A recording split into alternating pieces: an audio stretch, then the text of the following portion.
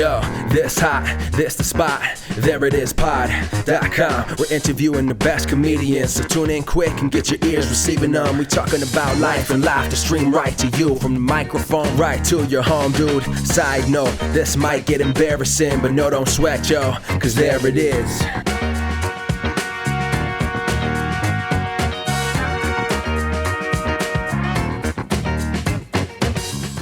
Welcome to the There It Is podcast, the comedy podcast to help you find your inspiration. I'm your host, Jason Farr. Let's do this. Thank you so much for joining us today, and fun episode. I got a wild story to tell. You know that common dream that people have of having to give a speech, but they're naked or something? And it's always just like centered around how anxious they would be about being naked in front of a crowd. And I don't know what it's supposed to mean. It's just a common dream or nightmare. And I had never had that dream until last night. I was doing a stand-up show naked, and that was kind of like the idea of that show. You maybe have heard of that stand-up show. There are a few, I guess, that have gone around in the country where people are wearing underwear. Well, the gimmick of this one was you had to be naked, and I signed up for that. So the thing is, being naked wasn't what the anxiety was about in the dream. That I had no problem with. As a matter of fact, I was doing two shows, and I did one, and that went well, no problems. Didn't care about being naked, couldn't have cared less. My thing was that for the second show, I decided to be a little risky and do new jokes that I hadn't really worked, and I wrote them on my hand, but my hand got smudged. And so that's what I freaked out about, that I didn't have my jokes. It wasn't being naked, it was about not being prepared, which I think my fellow Capricorns can understand. I finally have that dream about being naked, but the nudity isn't remotely the problem. It was potentially having a bad set. It was so scary. I woke up before the dream could resolve. That's how bad it was. Oh my gosh. I was probably not even going to get paid. Anyway, with that fear-themed primer out of the way, let's go into today's episode with our horror-loving guest, Rick Guzman. I met Rick at The Magnet. He's an improviser, and he's a crew member on film and TV shows. And he started a show here in New York City called Spooky Doings. It's an Armando-style show, but the stories are all spooky, scary. And Spooky Doings has a show coming up at The Magnet on Halloween. We talk about that show and IATSE, who, when we talked, were potentially going to strike. This has since been resolved somewhat, but he gives his perspective on the dispute. It's a great chat. Let's get right to it. Here's my chat with Rick Guzman. One thing that always sticks out when we talk is that you say, "How's by you?" You ask, Yeah. that's how you ask. And I'm like, is that a regional thing? But then I don't know where you're from. No, no, it's just me being a contrarian, being a little bit different. In my youth, I always had the idea of fucking let them know you've been there. Mhm. Stick out in people's heads. And sometimes it's conscious, sometimes it's unconscious. Like, how's by you is just how I phrase things. I always wanted to be the guy that either you'd be at a barbecue or maybe you'd be in therapy and you'd just be in the middle of a conversation, go, let me tell you about this dude I knew named Rick. And that just would happen. So no, born and raised in Queens, by immigrant parents, so I don't have the typical Archie Bunker Day Queens accent kind of thing. It's a shame you gotta grow up from this age, eh? Hope you never have a day like I had today. Worked 30 years of faithful service for the same company, and what do you get with it? A lot of people have said I have a Southern drawl, so maybe that's part of the mystery of learning English at first from people for whom English was not their first language. Yeah. I don't detect Southern drawl, but if you had told me Ohio or Nebraska, I would have been like, okay, I see. Like I would have bought it. And that's the beautiful thing about being the son of immigrant parents. It's like sometimes people don't know what the fuck you are. Right. And you're still in Queens, right? Yeah, Cool, cool. Queens works for me because it's close enough to Brooklyn, Manhattan. If I want to go upstate, if I want to visit people on Long Island, it's centralized and it's diverse. Part of it is, it's what I've known my whole life. But another part of it is like it's the sounds, it's the smells. I've been to other places. Like just recently went upstate in the middle of nowhere because it's a pandemic. If you're going to go away, you want to be as sequestered as possible. But that silence and clean air fucks with me a little bit as a city rat. I have definitely gotten used to the noise of the city because when I go back to South Carolina and then there's no noise except for like crickets, I'm always like, well, okay, this is a change of pace. So how long have you been working in the film industry? You're a crew person, but I don't know exactly what you do. Mostly set dressing and props. Occasionally greens, which is plant stuff, which I don't really like doing. Sometimes effect stuff, which can be a lot of fun. I've been doing, not counting the nearly 2 years of not working because of the pandemic, but prior to that, I was brushing on 5 years, give or take a little bit. I was looking for work, and there was an acquaintance at a barbecue that told me about it. He was in set building, which I don't have the carpentry skills to do, but I can move furniture. I can do grunt work. So I took the safety certifications, sent that in to the local IATSE union. And when it's busy, you can start getting work without being a member, and you can earn your benefits that way. When it's not busy, like during a pandemic or with an impending possible strike, things are a little bit different, but it's definitely more creatively fulfilling than most other jobs I've had. Yeah. And didn't you do some work on that Amazon series Hunters with Al Pacino?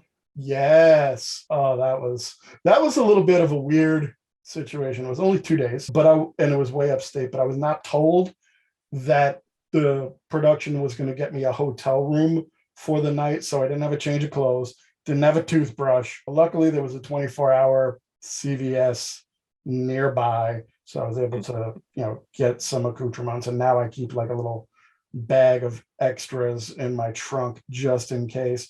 But yeah, that was fun. Got to be in a safety meeting with Al Pacino because they were going to blow up a van. And just to see him, and he holds a special place in my heart, not just as a great actor, but he was one of my dad's favorite actors. So, when I was in my late teens and I started, just working at a video store or something, I repaid my dad for all the movies he took me to by taking him to see some movies with his favorite actors. I mean, yeah, it's matinee prices in the 90s, but I paid for it. So we got to see Donnie Brasco together. So like, that's pretty cool to me. Yeah. That special memory in my heart. And then, after 2 days in the woods, they're like, do you need another hotel room? I'm like, no, I'm just going to drive home after this. Did you have any interactions with Pacino?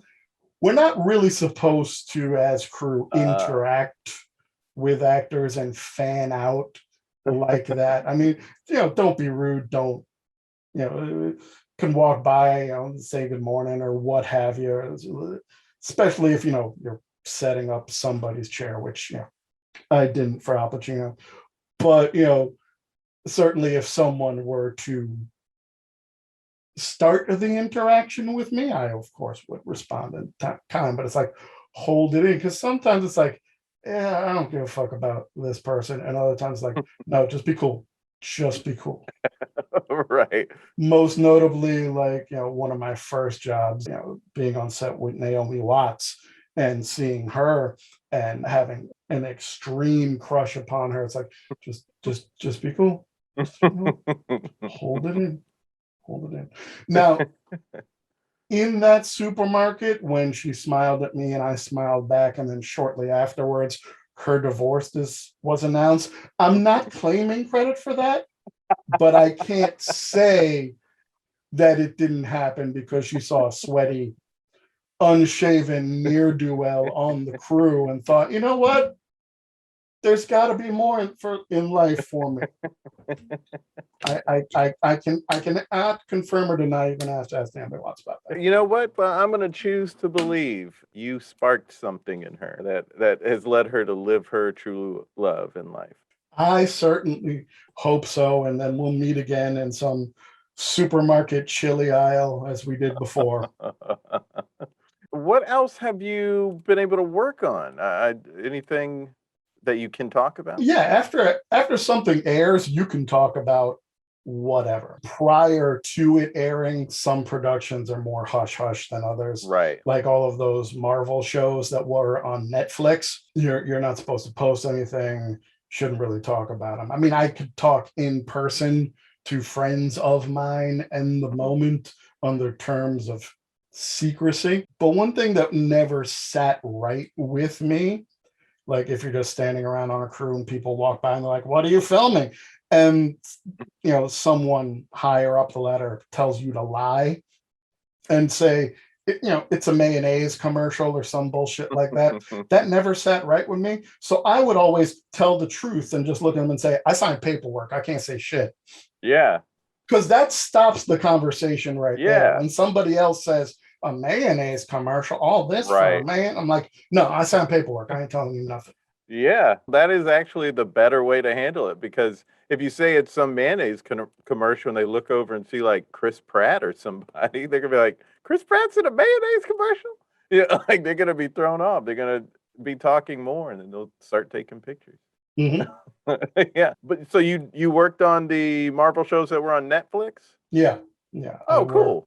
It was funny. I never tend to believe the mouse when they say put out anything regarding their projects. I have friends of mine that scour the internet and get alerts for every announcement, because 2 weeks after they said that they didn't have a Punisher series planned for Netflix, I was working on the Punisher. That's wild. And that was actually a lot of fun in the sense that it was an effects job where basically it was season 1 of the Punisher that's around an elevator exploding in a hotel. And so they've got the smoke getting blown in by a fan one way down the hallway. And I'm on the other end of the hallway with a fan pointing backwards. So it's blowing past me to suck the smoke out in between takes. And we're there for a long time. And then finally I get to leave that fan. They're not going to need it anymore. They're doing something else. So I go to look for the lead, whoever the person that's in charge. I'm just an extra hand. And we're in this kitchen area and all the principal actors come in. So in walks John Barenthal and Deborah Ann Wool. I may not be pronouncing it correctly. And they're talking about the take that you just did, and John Bernenthal says they're going to use that take. I got some real snot going in that one. And Deborah's laughing. It's like, there's only one problem. And she asks, what? It's like, I reached into my pocket and all my gum wrappers were sticking to the fake blood on my hand. And she asked, why are you chewing so much gum? He's like, I want to have a real strong jawline like John McCain. And I just lost my shit. He needs that Jawzercise thing. Have you seen that on Instagram? I have not. Jaws, it's this weird jaw exercise that looks like is completely bogus. I'm one of those weird people with social media that I block, hide, or report every ad. That's actually a better thing. If there was an option to just say, don't show me fucking ads, I would click on it. Because I hate commercials in all of their forms. I'm not one of them. If I need something, I'll get it. That's all I need to know. If you're trying to sell me something, I lose interest immediately. Yeah, that's a much better thing than what I do, which is buy the things. I don't buy all of them, but I'll buy a couple. So as we speak, there's this looming strike. This IATSE strike is looming, and apparently everyone who voted was in favor of striking if need be. Is that where we're at right now? I believe that was. As far as I know, because I'm not a card holder yet. So I don't have any inside skin. I had to do a lot of my own research and talk to some friends. And even that has contradicting information, some of them. Okay. What is the crux of this issue? The crux of the issue is that for the last 13 years, streaming services have had special dispensation regarding rates of benefits because they are filed under new media. But it's been 13 years. They're not new media anymore. In the case of like such big global corporations that have seen record profits during a pandemic, they're some of the biggest companies in the world. So they should put in to the benefit rates the same as ABC, NBC, regular studio networks. So that's one thing. They want better turnaround time so you can have sufficient rest, which would make things safer on a set. Because, like with hunters, if I'm working an hour and a half upstate and we get a, say, 10 to 12 hour turnaround time, I forget what it's supposed to be. Let's say it's 10 hours. I get home, but if I'm not getting 8 hours of sleep, if I'm still kind of wired, so maybe it takes me a while to fall asleep. Maybe I only get 6 hours of sleep, then I have to drive the hour and a half or 2 hours back in traffic. You're not well rested. Things could go wrong. You need to work to live, not live to work. Right. Another thing about that is on-set stuff will usually start early on a Monday and then run late all week. And then by the time you get to Friday, your workday could be starting, especially if it's a night shoot, at about 4 o'clock at night. So you'll have what crews call a fratter day, where you work all night Friday. Maybe you're done. Well, if it's a night shoot, you gotta be done when the sun comes up. That's Saturday morning. Go home, you sleep, you lose your Saturday. That's one day of your weekend gone. So anything you need to do in your home life has now been cut in half.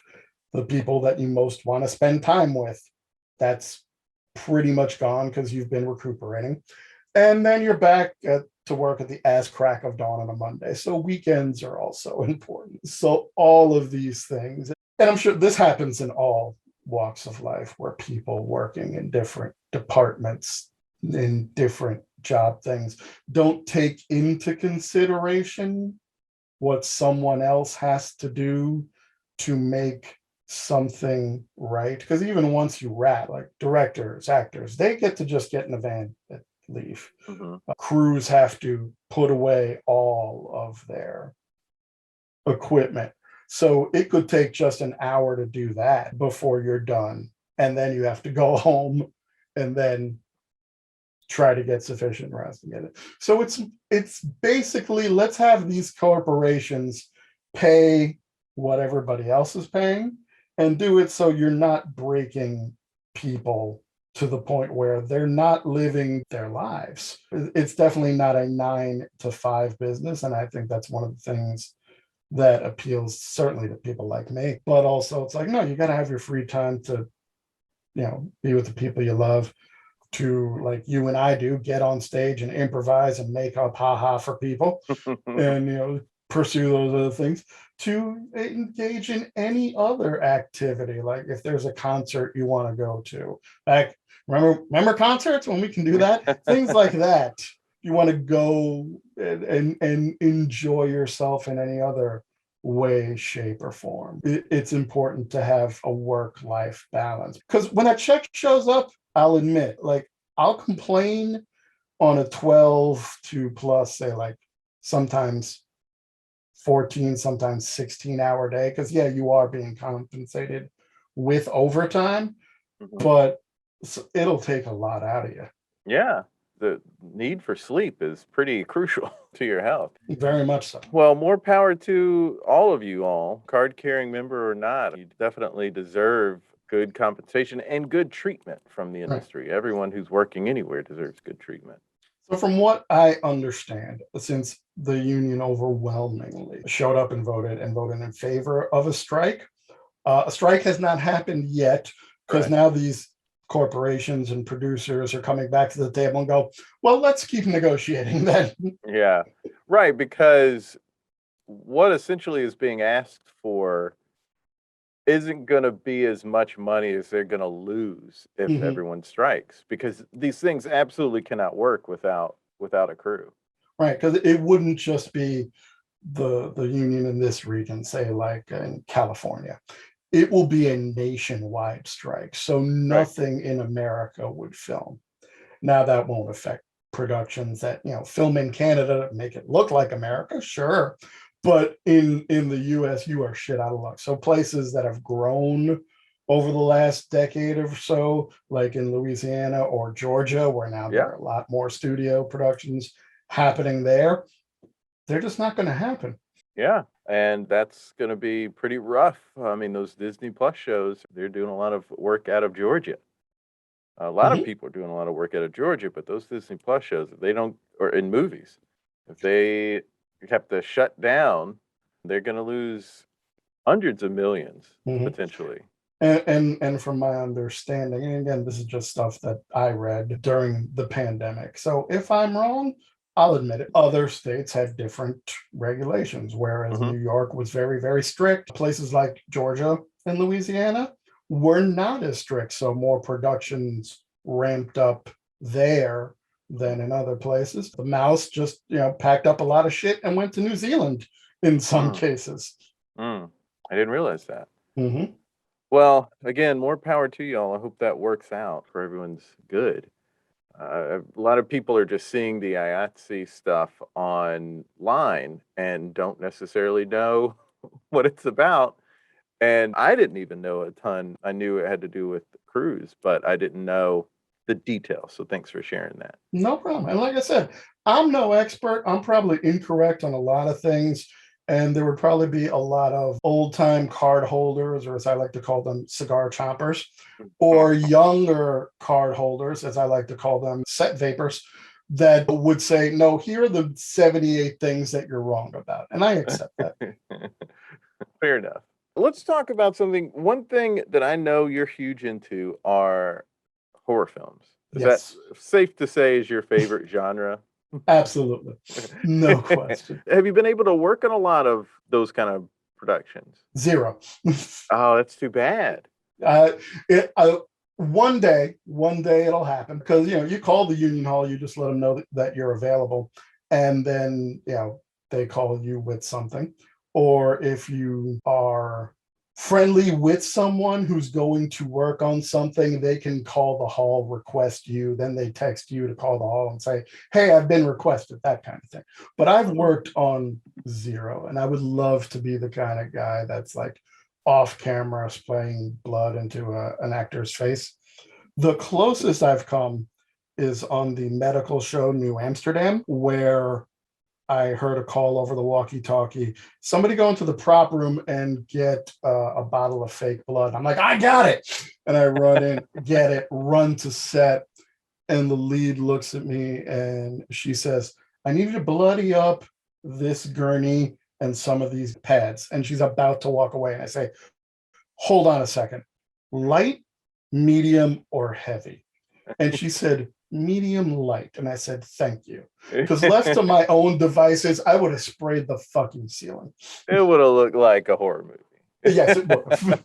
Which is not what, your NBC medical drama. Right. It's not supposed to be a bloodbath. It was just be realistic. Just medium. That's fun. Oh, man. I know, partly I know about your love for all things horror because of Spooky Doings. Yep. You have that improv show and a podcast of the same name, and a fun improv show. I've been lucky to be a part of it, and you also do it at Halloween at the Magnet, which is cool. You're going to be able to do that again. It'll be our first show since March of 2020. I'm real excited. First at the opportunity and Magnet allowing us and giving that stage time on Halloween, which is a lot of fun. As someone who started out in improv in classes at Magnet, it feels like home.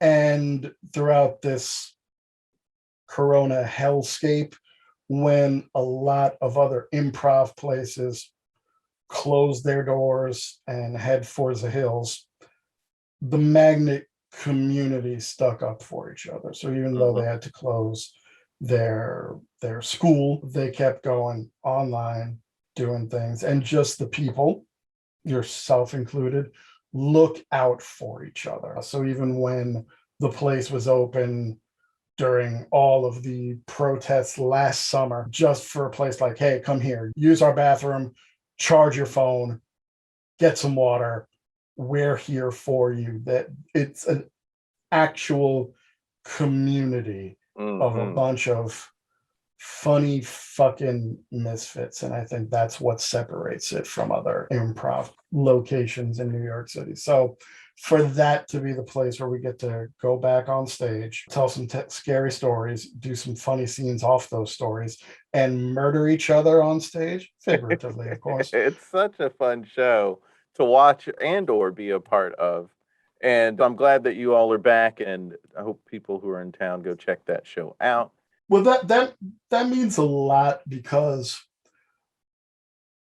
we're not an improv main event when those were a thing. We weren't a Saturday night prime time show at an improv theater that gets write-ups in local papers. We were just, for the most part, a free show in a basement of a sports bar in between numerous other improv theaters. But when performers that I admired, watching them and getting to share the stage with them, just say, this is a fun show, that's the fucking best compliment that I can take for something that started out as an idea in my head. Yeah, and you've been doing it for 6 years now? And not counting the pandemic, I think it was, our 5th anniversary show was the penultimate show before everything locked down.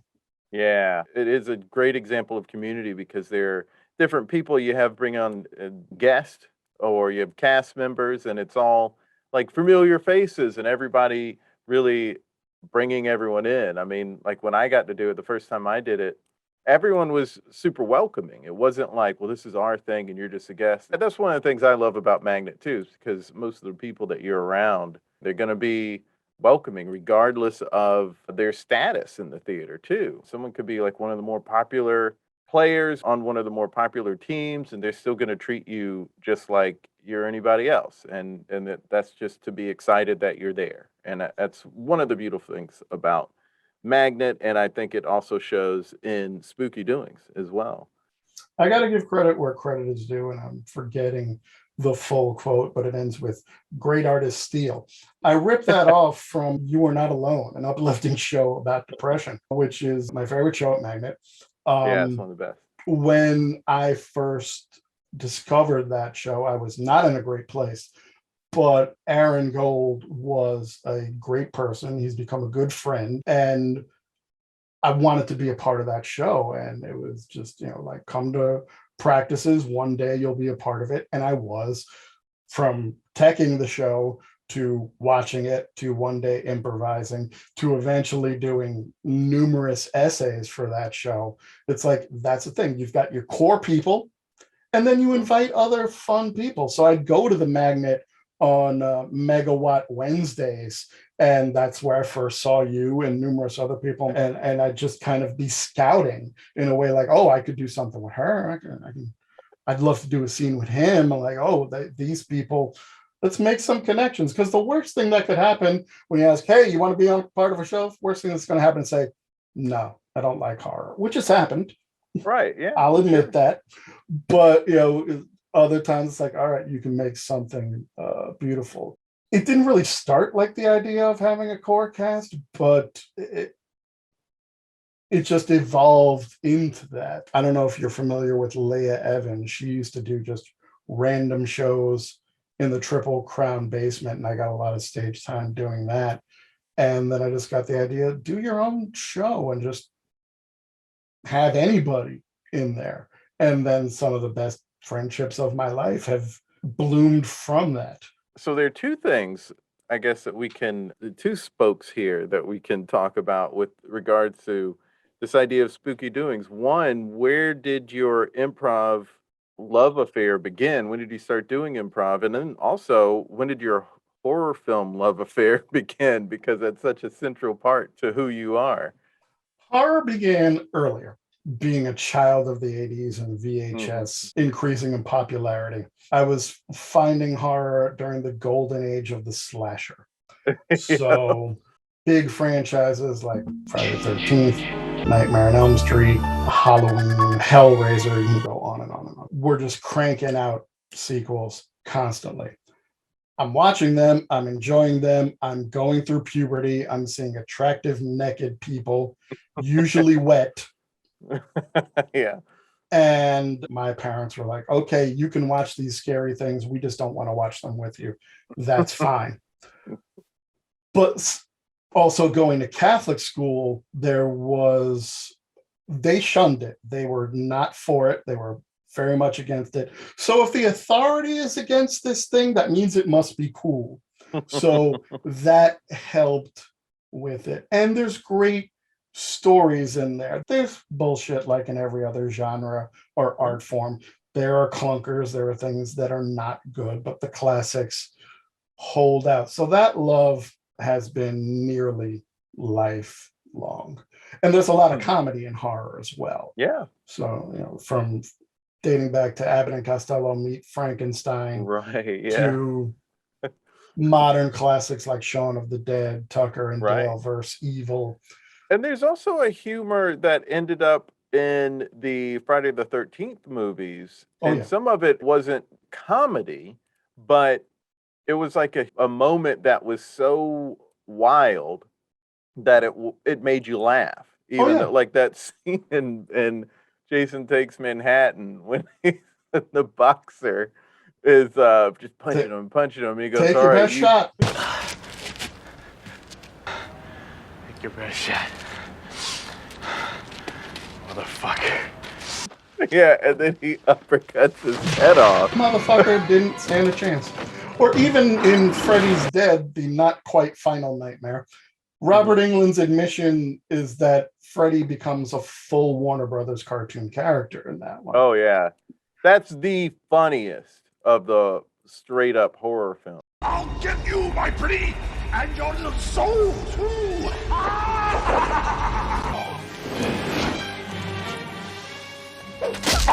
Happy Father's Day. Come on, John! Oh, it's hurry! Get out of here, come on! Kids.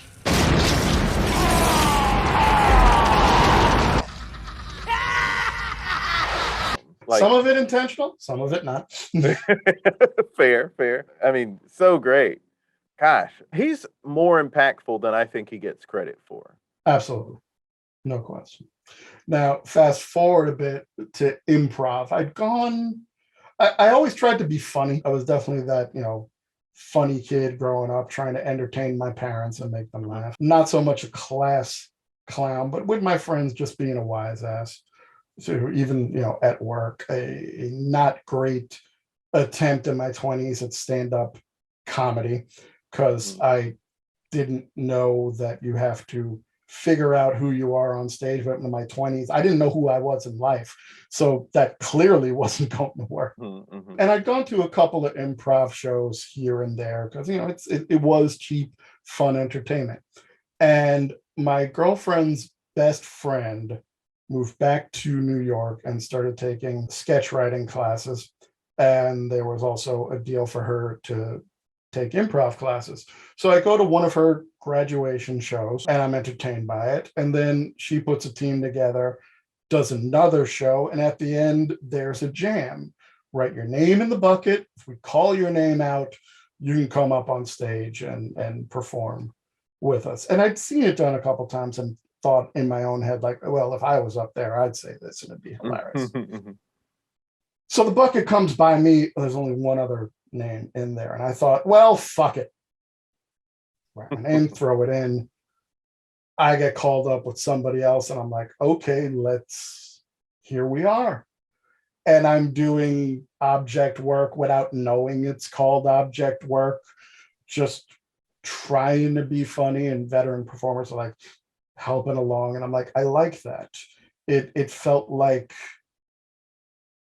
I was able to turn my mind off and be in the moment, which I normally can't do sometimes. So it was therapy before I went to therapy, and I liked it, and I explored it more. And I talked to this lady, and it's like, all right, where should I go? And Magnet's Price was the best. So then it was on and popping. Go through the levels there. Start a duo with a lady in my level 4, I want to say. I can't remember what level 4 class it was, but we started a duo, started doing our own shows, and she wanted to go take a break from improv and pursue other things. And I said, well, okay, I wish you all the best. But selfishly, I'm like, well, I put all my eggs in this improv basket. Now what? That's when I started doing those Leah Evans shows, and like, all right, what can I do? And the first thing that came to mind was comic books, which I also love, but I knew there was already a comic book themed show in the vicinity. And I'm sure there are other horror themed improv shows, but I hadn't heard of one. So I'm like, that's what I'm going to do. And also, like, how can we separate this? Because there must be others. How can we separate this from other horror themed improv shows? Rather than doing sweep edits, we're going to kill each other to edit. And that was something that I came up with. And then that first show that we did in Triple Crown, when I saw they had a red light for the stage, I'm like, that's perfect. That gives the idea of blood without having to clean up. Done deal. And it's one of the things that can separate us from anything else. And I know sometimes maybe that'll throw some improvisers off, because some shows we're just performing for each other. You're performing for other improviser friends, and they're like, okay, what the hell is this? But you get enough people, even if they're just friends, that keep coming back for more, and they applaud, like, okay, here's the thing. And you may not have to explain, like, yeah, when you see the red light and we kill each other, we're going to start a new scene. That character might come back. Yeah, so fun. That red light was a serendipitous, because that is perfect. What's your favorite horror movie? Well, I always try to think, because I've watched a lot, but it comes down to what's the most entertaining and what's the most important. And luckily, we live in a time where the answer is the same for both of those questions, and that's Get Out. Get Out is so good. Mm-hmm. Yeah. So how long has this been going on, this thing? Get out. Sorry, man. Get out! Sink. I always have to give a little time to see how something sinks in for me to say if it's a favorite, but that is one of the best. I mean, I know it's a horror movie, but a part of me wasn't categorizing it in my brain as one, because I was like, oh, well, it's Peele, like it's, and it's got humor to it. And it's a thriller, and this, it gets in your head. But yes, that is one of the all-time great horror movies. And Jordan Peele says, no, it's a documentary. But I actually did a podcast episode on the works of Jordan Peele. And not to rehash all of that, because if any of your listeners want to listen to that episode, it's still available. But watching Key and Peele and seeing their horror-themed sketches, I'm like, one or both of these motherfuckers do love horror a lot. And then once that show ended, and it's like, Jordan Peele's going to direct a horror movie. I'm like, that's the one. He's the motherfucker in question. So I'm one of those people, I don't want to see previews of something that I know I'm going to see. I'm like, I need a title and I need a release date, and that's it. Right. So saw it opening weekend, and then right after that, I contacted my co-host Chelsea and one of our cast members, Valette Graham, and like, no, we're going to see this. And the following week, it's 6 days later, I'm seeing it again. We're in the front row of the sold out theater But I'm like, yeah, we got to watch this. And it was cool knowing what was happening, that now I could watch people in the audience and how they're reacting, Yeah. because it's slow burn throughout. Everything's escalating. Things pop off. Comedy to relax you, some exposition. More comedy to relax you, big finish. Right. And that is the great roller coaster of that film. So it's entertaining as hell. On the other hand, you have the great, important social commentary in the Right. George Romero, where George would always say, the zombies aren't important. This part of the zombie movie is whatever commentary he was making on society, being civil rights, which was accidental, or consumerism, or military, post-terrorism, new normal. That was the more important thing. And the zombies were the delicious coating. That's what Jordan Peele was doing. It's like, this is what it's like. He's been in that position at a party, and you can relate. And if you can't, maybe you should pay a little bit more attention Right. to the way you treat others. Don't be so fucking weird. Right. Oh man. Yeah, that movie is so great. And I was also thinking about Us. I didn't know if you were lost. Stick with me, and I'll keep you safe. There's a family in our driveway. Can I help you? Zora, put your shoes on. We can get crazy.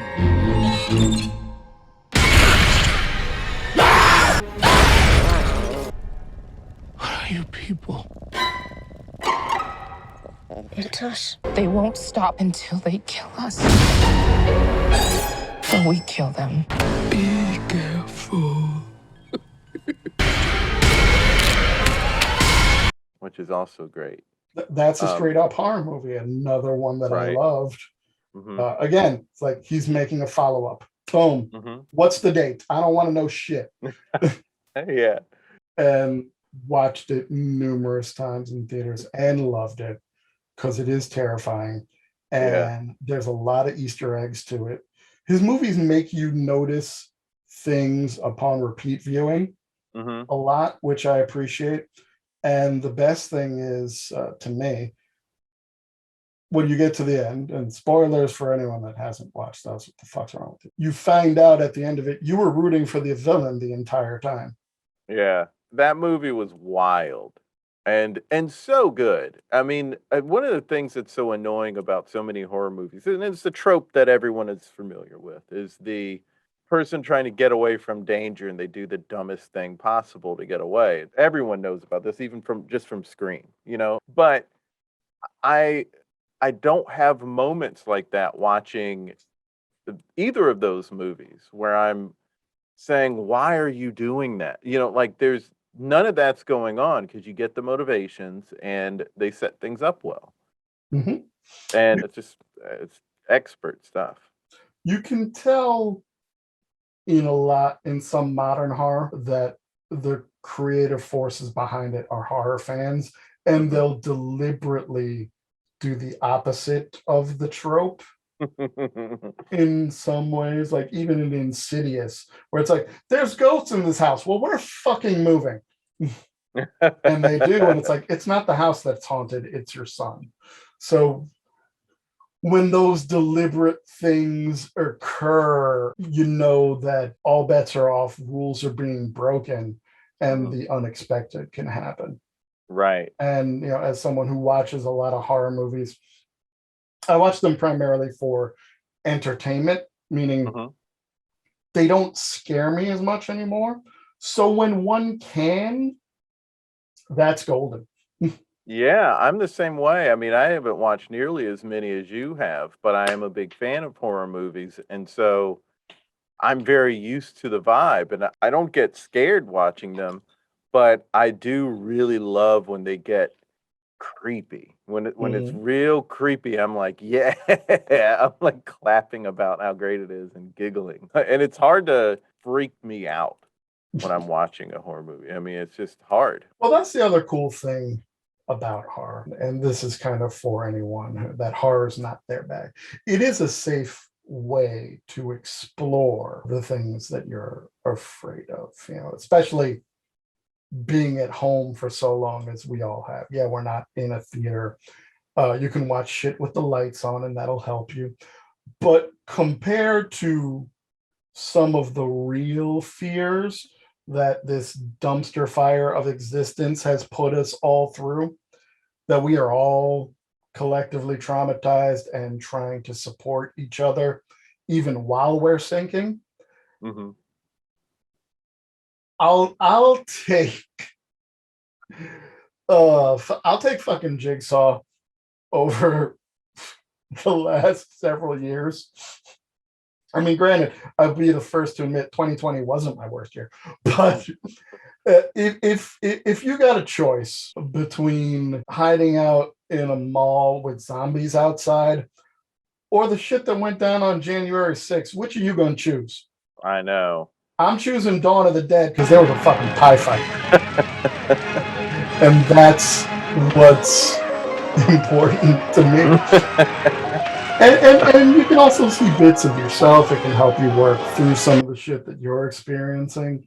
And there's also the snuggle effect if you're watching something with somebody that you love and they get a little bit scared. You're like, oh, you cuddle up to me over here, which sometimes can backfire. If I can tell a very quick story about seeing snakes on a plane in the theater. My beautiful lady who does not like snakes bit me during the movie. And I felt it through the leather jacket. I'm like, why? Why? Did she think it was a snake when you put your I arm had around her? Just in her fear, her reflex was to bite. And I get it if you're afraid of snakes. That makes perfect sense. What I do not accept is when it was clearly the CGI snake. The CGI snake is not a venomous snake.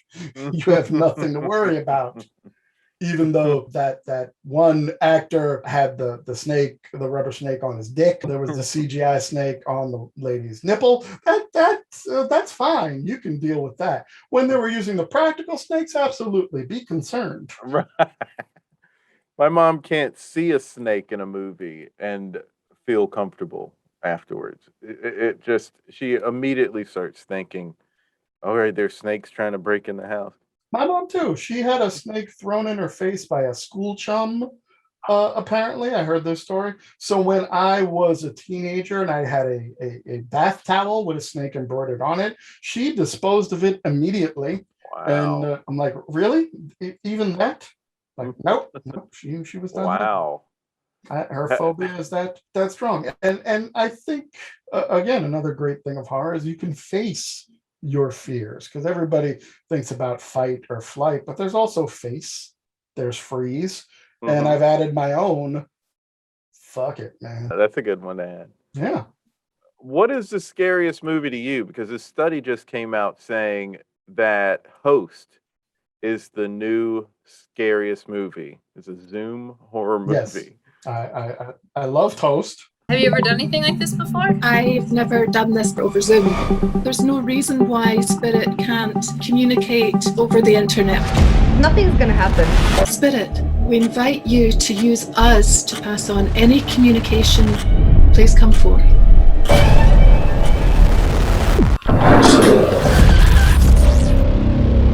We've connected with something. We gotta keep going. We gotta talk to it.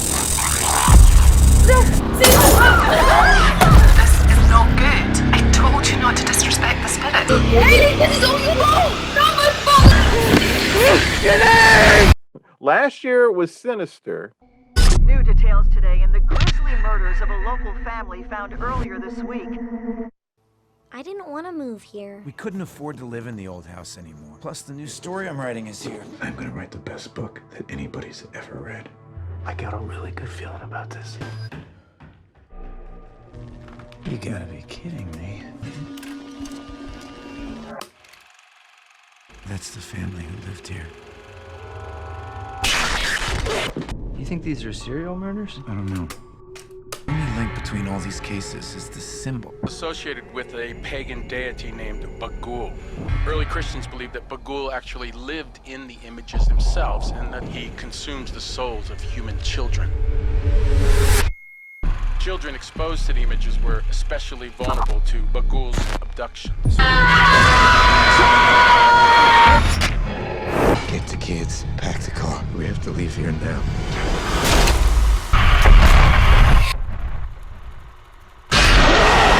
Yes. But this year they're saying it's Host. They hooked people up to the doodads and measured their heart rates and showed them. And Sinister is big on jump scares and sound. If you're in a theater and it's unexpected, particularly the lawnmower scene, yeah, that'll get a reaction out of you. But for someone like me, it's like, that's not really all that. Yeah, jump scares don't really get me. That's not what gets me. Vibe is what gets me. Yeah. Host, I loved it because we're in a pandemic. It's a short movie. I think it's just under an hour, but it does a lot with that new technology when that came out. So I could see that being the case. Now there's the real horror and there's the fictional horror. Which do you want? When you say real horror, are you talking about like Get Out and Us? No, I'm talking about a real situation in life that scares me. Oh. That, to me, is one of the scariest movies of all time. I kind of want to hear both now. Okay, but which do you want first? That one, the real one. For me, one of the scariest true movies is the documentary Paradise Lost: The Childhood Murders of Robin Hood Hills. Police in West Memphis, Arkansas confirmed today that 3 young boys were brutally murdered. There are rumors that the boys may have been sexually mutilated. I can't imagine what was going through Michael's mind. What were they doing to him? Jesse Miss Kelly allegedly confesses to watching 2 others sexually mutilate 3 West Memphis second graders. I just wounded him. I want him to bleed a little bit like he made my baby bleed. And there's not a drop of blood? Not a drop of blood? I didn't kill those 3 little boys.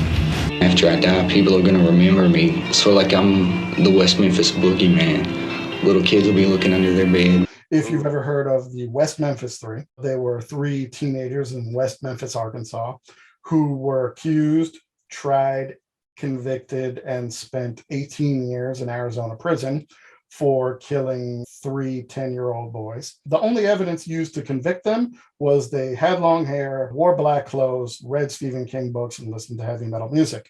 So when that occurred in 1995, then I saw the documentary shortly thereafter, I looked at myself and went, if my parents immigrated to West Memphis, Arkansas, I would be friends with these kids and I'd be incarcerated right next to them. There are 4 documentaries total about their stories, numerous books. Luckily, they are all released now and still working on their exoneration. So there is a happy ending, but something like that. And that's just a story about 3 white kids wrongly convicted, but we're lucky enough to have a documentary made about them and then have people care enough to help them. Because nearly every day on the news, we're hearing stories about wrongly convicted person finally released after X number of decades. It happens.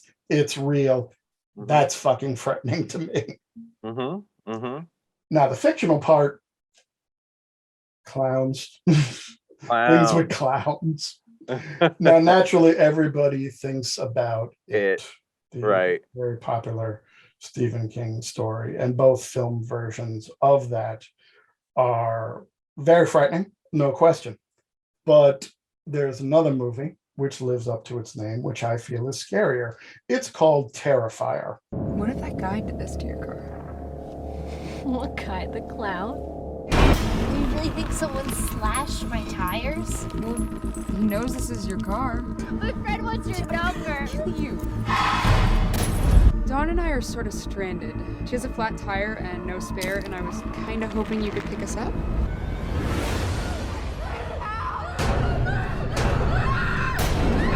Remain calm and stay on the line with me until the police arrive.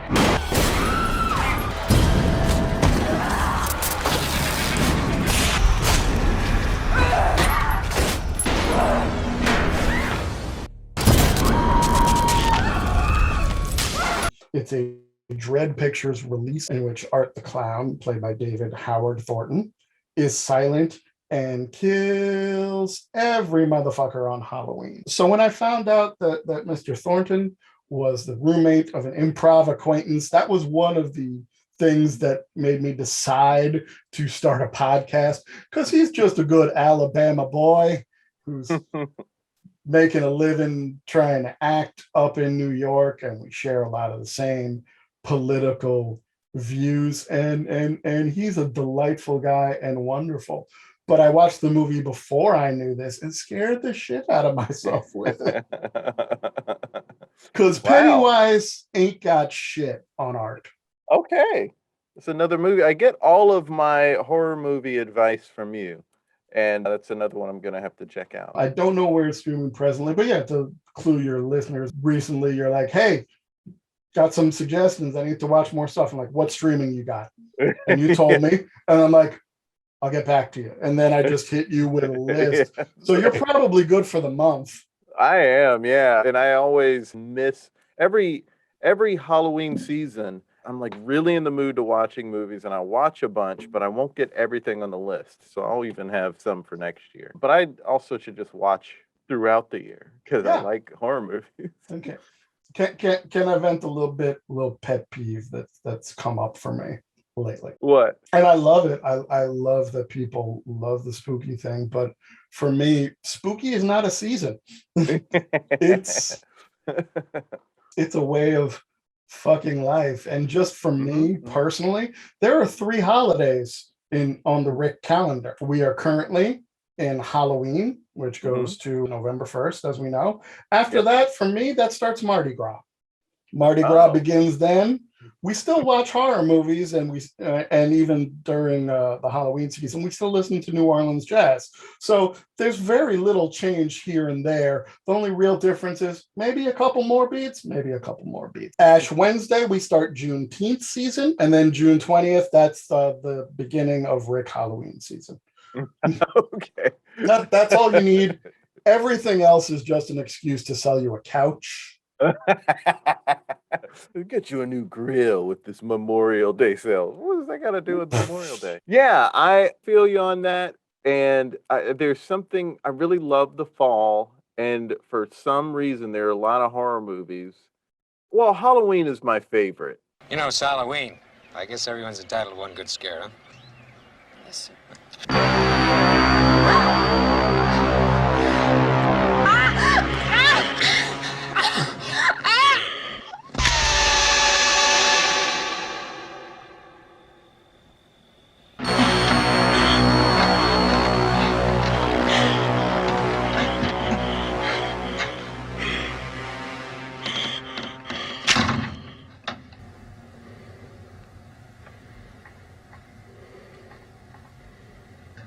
What's the boogeyman? As a matter of fact, it was.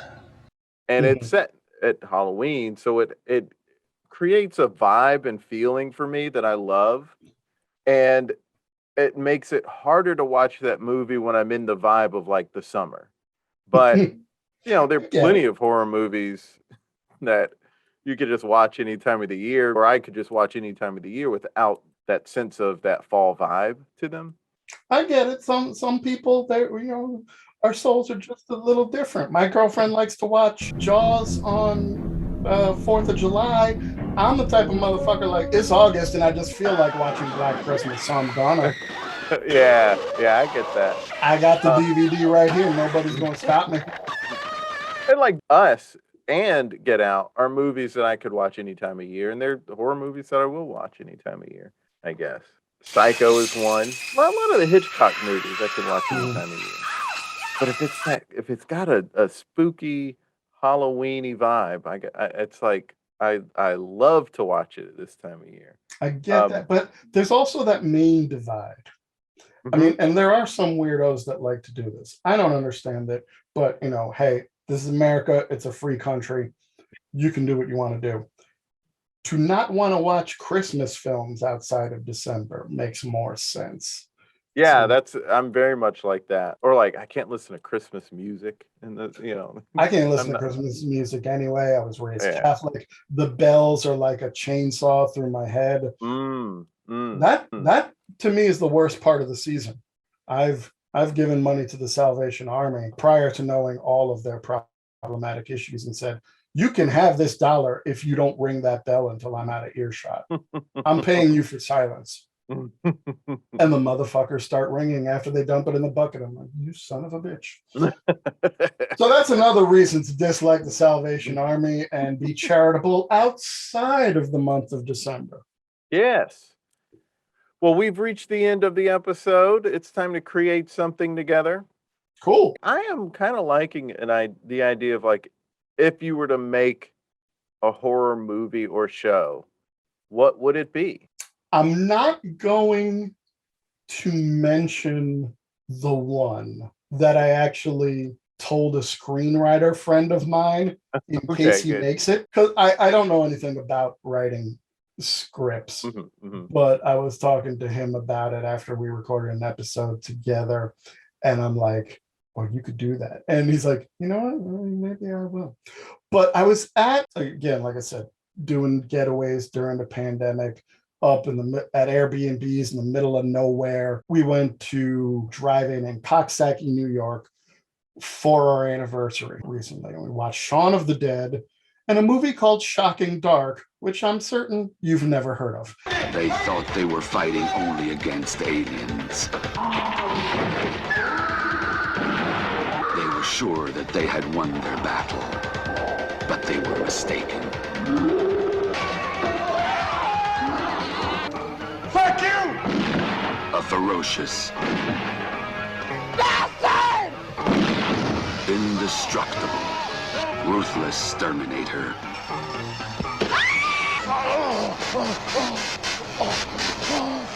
Shocking Dark.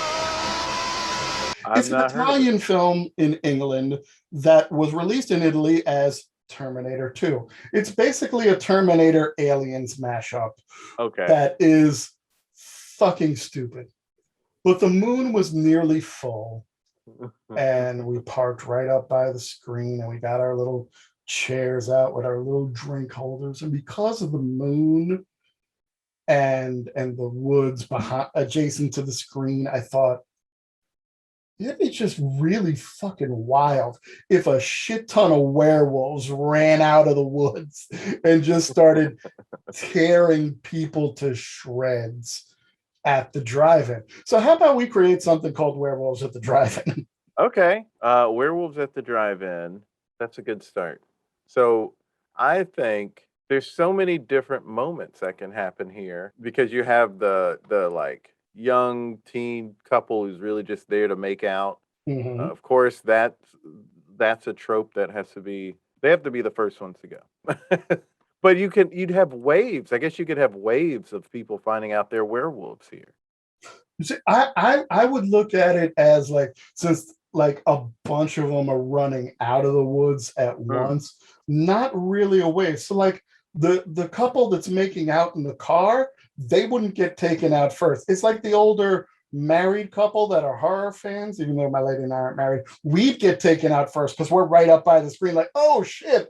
And boom. Oh, I see. That's the side they're coming from. Okay. Yeah, ripped to shreds. And then like the teen couple at the drive-in, they're second. And the staff of the drive-in in the projectionist booth and at the concession stand, they're safest. So they could lock up. Some people that are watching in their car, they lock up everything and they're trying to be quiet. However, there's a Jeep at the drive-in, or a Humvee rather. Let's go with a Humvee. Okay. Because that's a little sturdier. And in there was a werewolf hunter. He knew that this would happen at the drive-in, and he was ready. And he's ready to like kill the head lichen, if you will.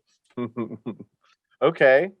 And this isn't necessary, but what if there's also someone who's like a competitor, some competition, a rival werewolf hunter is there. A competitive, there could be, we could get into some subplots of competitive werewolf hunting. Is it too much if we make it one of those Travel Channel paranormal shows? Yes. No, that's perfect. Like one's on one network and the other's on the other network, and I'm very cross with. One's legit and the other's real fake. I feel like one of the werewolf hunters should be Australian. I'm fine with that. Okay, cool. And so the werewolf hunter sees what's going on, springs to action. The rival werewolf hunter tries to squeeze in so they can get some glory. They go back and forth throughout. At some point, the rival has to die so our hero can be the hero. And how does it end? Should it be that the werewolf hunter wins? Or should it be that the werewolves get really engrossed in the movie and then just relax and stop killing people and watch the movie?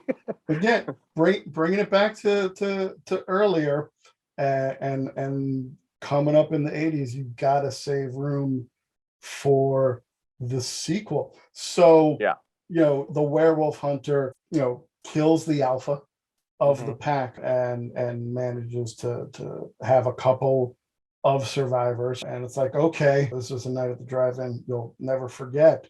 But as the camera pans back towards the screen, what you don't realize is that there's a cub that you see the light in their eyes still at the tree line that just saw their father. So revenge is coming. And then credits. Nice. There it is. Rick, thanks so much for being on the podcast. Thank you for having me, Jay. It was a pleasure. It was a real pleasure having him on as well. Spooky Doing's first show since pre-COVID is this Halloween at 6 p.m. at the Magnet Theater. So if you're in New York, come on out. You can get tickets at magnettheater.com. You can listen to the Spooky Doings podcast on Podbean, Apple Podcasts, Google, and Spotify. Follow them on Instagram at spooky_doings and search for Spooky Doings Improv on Facebook. Follow Rick on Twitter at RickGuzman718. Follow us on Twitter, Facebook, and Instagram at There It Is Pod, and subscribe to our YouTube channel at There It Is. Also subscribe to our comedy lifestyle newsletter and support us if you can. Go to thereitispod.com for newsletter and support info, links, and bio. We have a fun Halloween episode next week and a new bracket. Until next time, be good to each other. The music for the theme song was created by Neil Brooks. The rap was written and performed by Nick Acevedo. The logo for There It Is was created by Jeff Prater. The There It Is podcast is produced by Jason Farr.